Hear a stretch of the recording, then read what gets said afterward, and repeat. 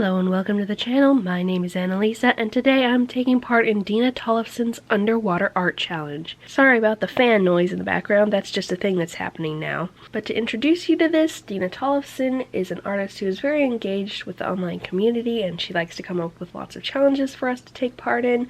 I'll be linking below the playlist of other people who are taking part in this challenge, but basically the idea is to create art surrounding water.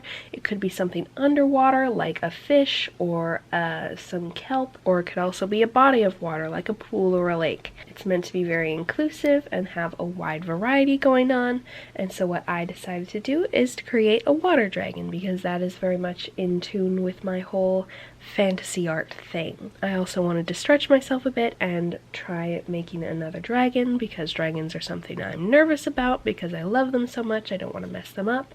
So I am always looking forward to practicing making dragons. And I decided to do something a bit different with this one. I decided not to use any pens or inks and only use watercolors, and I also did it in a very non-contrasting style. I purposely made all the colors be very similar. There's basically just purple, green, and blue, and I used quite thin watercolors the entire time and just layered everything over itself. I wanted to create a very pastel and soft sort of look because that's how I think of water. It makes me think of colors all sort of melding together and being wishy-washy and soft and gentle.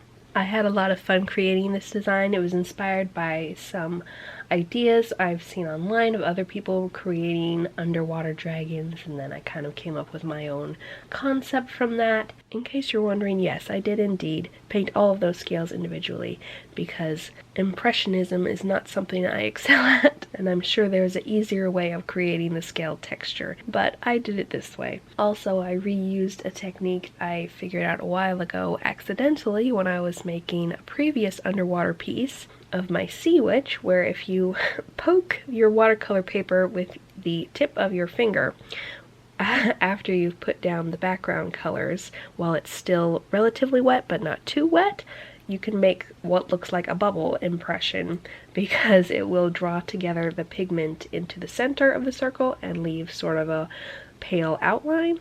So I really like that, and it creates just a very soft sort of texture to put into my background. So I'm going to leave this voiceover here, basically because I have a headache and I want to go to sleep.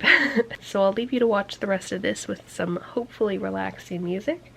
Thank you so much for watching, and I will see you in the next video. Bye!